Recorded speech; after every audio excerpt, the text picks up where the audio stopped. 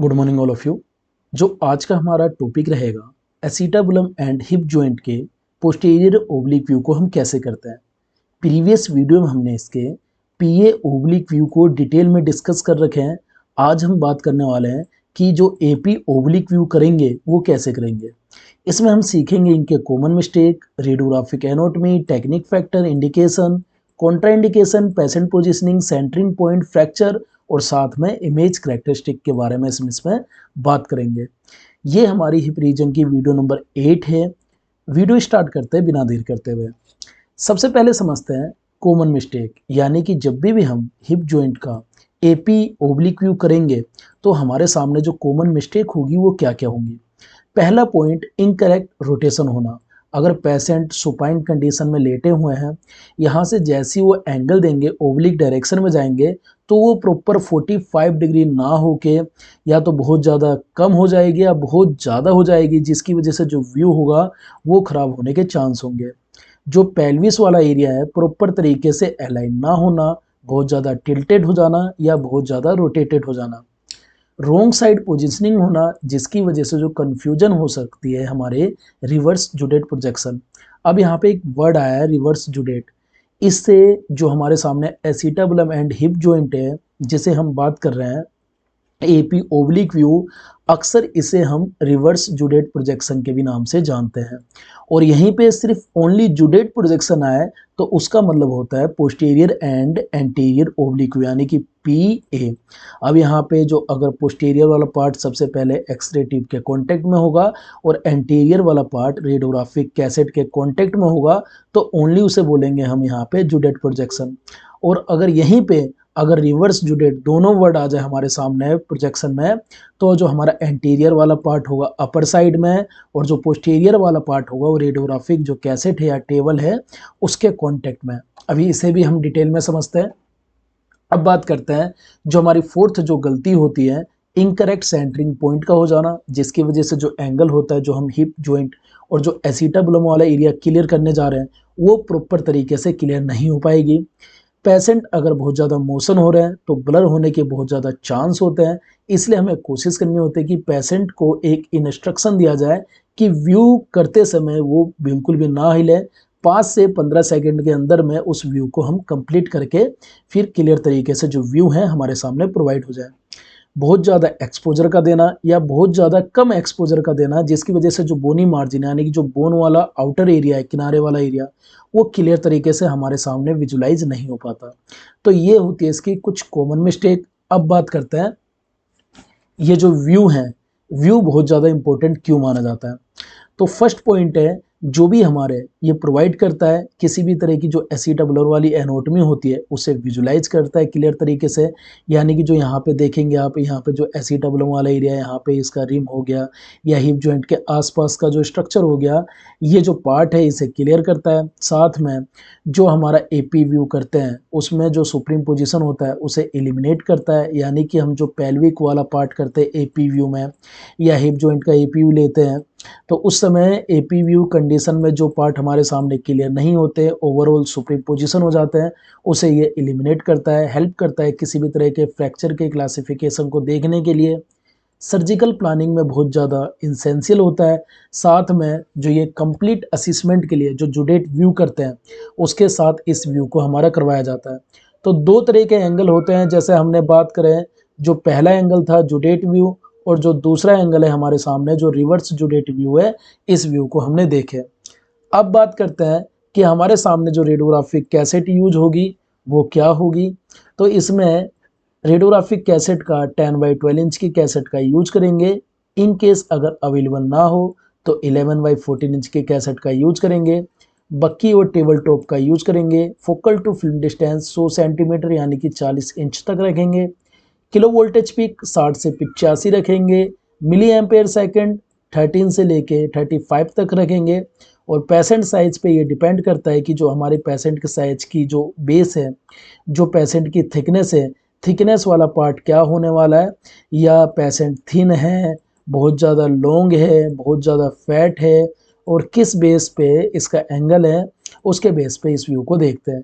अगर हम radiographic anatomy की बात करें तो हमारा फीमर वाला स्ट्रक्चर हो गया, ये हमारा ग्रेटर जो ट्रोंचांटर्स वाला एरिया होता है वो हो गया, ये लेजर वाला एरिया हो गया, ये हमारा हिप जॉइंट हो गया, यहाँ पे एसिटाबुलम वाला एरिया हो गया, ये हमारा नेक हो गया, ये हमारा फीमर का हेड हो गया। अब बात करते हैं कि इसके जो इंडिकेशन होंगे, इंडिकेशन इसके क्या होंगे। तो हिप जॉइंट के जो एपी ओब्लिक व्यू हैं, ये किस बेस के करने के लिए आएगा, तो इवैल्यूएशन करना हो किसी भी तरह का जो एसिटाबुलर फ्रैक्चर है उसे देखने के लिए, असिसमेंट करता है हिप जॉइंट की पैथोलॉजी के लिए, पेल्विक ट्रोमा असिसमेंट के लिए सबसे बेस्ट माना जाता है, विजुलाइजेशन करता है जो भी एसिटाबुलर कोलम वाला फ्रैक्चर हो या वोल के पास किसी भी टाइप का फ्रैक्चर हो, सर्जरी से पहले और सर्जरी के बाद में उसके इवेलुएट करने के लिए करा जाता है। हिप जॉइंट जो इंजरी है उसमें अगर सस्पेक्टेड हो तो इस व्यू को हम करते हैं। साथ में बात करते हैं कि जब कॉन्ट्राइंडिकेशन वाली जो व्यू हैं वो क्या होंगे। अगर प्रेगनेंसी केसेस हो जब इसे अवॉइड करेंगे, पेशेंट अनेबल हो जो ओब्लिक पोजीशन को मेंटेन करने के लिए जब इस व्यू को अवॉइड करते हैं, किसी भी तरह की स्पाइनल इंजरी हो जब इसे अवॉइड करते हैं, सीवियर ट्रोमा अगर कोई भी पेशेंट हो रखा हो तो जब इसे अवॉइड करते हैं कि वहाँ पे किसी भी टाइप का और भी हमारे सामने फ्रैक्चर शो ना हो। अब बात करते हैं कि जो पेशेंट पोजीशनिंग होगी, पेशेंट पोजीशनिंग हमारे सामने होगी क्या क्या शो करेंगे। तो सबसे पहले पेशेंट को हम टेबल के ऊपर सुपाइन पोजीशन में लेटाएंगे, यानी कि टेबल है तो पेशेंट को हमने सुपाइन पोजीशन में लेटाया, बॉडी को हमने रोटेटेड करा 45 डिग्री। हो सकता है कि आप राइट साइड से भी करते हैं और लेफ्ट साइड से भी कर सकते हैं। जैसे कि यहाँ पे देखेंगे, यहाँ से बॉडी को रोटेट कराया गया 45 डिग्री एंगल पे, 45 डिग्री पे एंगल करेंगे।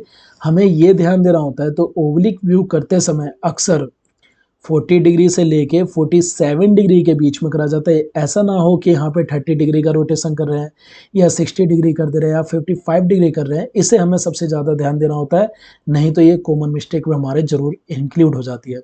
तो हमें पेशेंट को सबसे पहले टेबल के ऊपर सुपाइन पोजिशन में लेटाएं, बॉडी को हमने रोटेटेड करे 45 डिग्री के एंगल पे, और रोटेटेड किस साइड से करना है, जो अफेक्टेड साइड है उस साइड से बॉडी के पार्ट को ऊपर उठाना है।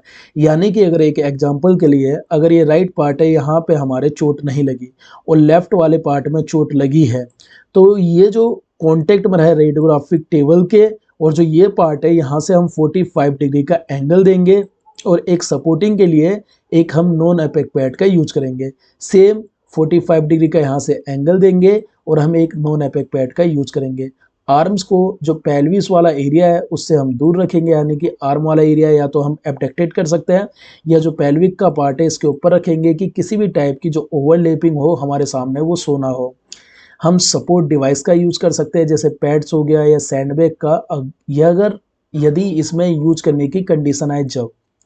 अब जैसे यहाँ पे देखेंगे तो हमारे सामने सेम क्लियर है, जो जुडेट व्यू है वो प्रोन पोजीशन में होगा, यानी कि इसे पीए ओब्लिक व्यू के नाम से जानेंगे, और जो यहाँ पे रिवर्स जुडेट व्यू है ये सुपाइन में, यानी कि जो इसे हम जानेंगे एपी व्यू में, यानी कि एंटीरियर वाला पार्ट सबसे पहले होगा, पोस्टीरियर वाला पार्ट रेडियोग्राफिक जो कैसेट है उनके कॉन्टेक्ट में रहेगा। अब बात करते हैं कि जो सेंटरिंग पॉइंट होगी वो सेंटरिंग पॉइंट कैसे रखेंगे। तो वर्टिकल बीम हमारे सामने यूज होगी, वर्टिकल बीम का यूज करेंगे। सेंट्रल जो रखेंगे, जो हमारा फीमरल पल्स है यानी कि जो फीमरल वाली आर्टरी वाला एरिया होता है उसके सेंटर पे रखेंगे, उसे हम एसिटाबुलम वाला एरिया सेकंड पॉइंट इसे बोल सकते हैं, या थर्ड पॉइंट जो हिप जॉइंट है ये बेस है। तो या तो आप बोल दीजिए जो हमारा सेंट्रल होगा फीमरल पल्स वाला एरिया फर्स्ट पॉइंट, सेकंड वाला एरिया जो एसिटाबुलम वाला एरिया यहाँ पे सेकंड पॉइंट, या थर्ड वाला एरिया जो हिप जॉइंट है वहाँ पे। और इसमें 12 डिग्री का टूवर्ड्स द फीट, यानी कि फीट के साइड में कोडेड एंगल देंगे जिसमें हमारा 12 डिग्री एंगल पे होगा, जो हमारे सामने व्यू क्लियर हो जाए। अब बात करते हैं इसमें फ्रैक्चर की। तो इसमें जो फ्रैक्चर शो होगा हमारे सामने वो एंटीरियर जो कोलम फ्रैक्चर है, एंटीरियर वाला पार्ट का हमारे सामने पूरा फ्रैक्चर शो होगा, पोस्टीरियर कोलम फ्रैक्चर शो होगा, ट्रांसवर्स फ्रैक्चर हमारे सामने शो होगा, बोथ कोलम फ्रैक्चर शो होगा, एसिटाबुलर जो रिम फ्रैक्चर है वो हमारे सामने उसकी इंजरी शो होगी। इमेज करेक्टरिस्टिक की बात करें तो यहाँ पे जो इमेज करेक्टरिस्टिक में क्या क्या हमें इंक्लूड करना होता है रिवर्स जुडेट प्रोजेक्शन के अंदर, एंटीरियर कोलम साथ में जो पोस्टीरियर वॉल है यानी कि जो दीवार है वो हमारे सामने वेल डेमोस्ट्रेट होनी चाहिए, इलियक विंग वाला एरिया हमारे सामने जो होना चाहिए क्लियर होना चाहिए, हिप जॉइंट जो जॉइंट स्पेसेस है हमारे सामने क्लियर नजर आने चाहिए, जो भी जॉइंट स्पेसेस है, एसिटाबुलम वाला एरिया हमारे सामने क्लियर विजुलाइज होना चाहिए, जो ऑब्टरेटर जो फॉर्मूला है ये अपीयर्स होना चाहिए असमानताएं में, जैसे ये देखेंगे ये हमारे सामने और जो हमारा ऑब्टरेटर जो फॉर्मूला हो गया ये बेस है। और हमें मोशन ब्लर से फ्री करके इमेज को हमेशा इंक्लूड करना चाहिए। ये होती है हमारी कुछ image characteristic. I hope hip joint और जो भी एसिटाबुलम के हमारे एपी ओब्लिक व्यू थे वो आप सभी के सामने क्लियर हो गए हैं। एक बार हम इसे रिवीजन कर लेते हैं। तो आज का जो पॉइंट था जिसमें हमने सीखे कॉमन मिस्टेक को, फिर हमारा जो व्यू होता है क्यों इंपॉर्टेंट होता है, कैसेट का यूज क्या करते हैं, बक्की क्या क्या करते हैं, FFD, KVP, milli ampere second, indication क्या होते हैं, कॉन्ट्रा इंडिकेशन क्या होते हैं, पेसेंट पोजिशनिंग। तो यहाँ पे हम एक बार फिर से रिपीट कर दे रहे हैं। पेशेंट पोजीशनिंग में सबसे पहले टेबल के ऊपर पेशेंट को हमें सुपाइन पोजीशन में लेटाना है, जैसे कि पेशेंट आपके सामने लेटे हुए हैं। बॉडी को हमें रेज करना है, यानी कि ऊपर की तरफ उठाना है जिस साइड इंजरी हो। अगर राइट वाले में तो राइट वाला पार्ट ऊपर होगा, अगर लेफ्ट वाले में तो लेफ्ट वाला पार्ट ऊपर होगा। और हमें एक 45 डिग्री का नॉन अपेक पैड या जो सैंड बैग है उससे हम सपोर्ट कर सकते हैं। अफेक्टेड साइड हमारा ऊपर की साइड होगा, जैसे यहाँ पे मेंशन भी है। और जो पेल्विस वाले पार्ट से हमें हमेशा आर्म वाले एरिया को दूर रखना है। अगर पॉसिबल नहीं है तो इसे थोड़ा सा एबडक्टेड कर देना है, यानी कि जो बॉडी का मिड लाइन वाला एरिया है उससे थोड़ा सा दूर ले चले जाएंगे तो हमारे सामने जो इसकी ओवरलैपिंग होगी वो बिल्कुल भी शो नहीं होगी। जुडेट प्रोजेक्शन यानी कि प्रोन व्यू, यहाँ पे दो वर्ड है, जुडेट मतलब posterior and anterior oblique view, और रिवर्स जुडेट जो प्रोजेक्शन का मतलब हो गया एंटीरियर पोस्टीरियर जो हमारे सामने ओब्लिक व्यू।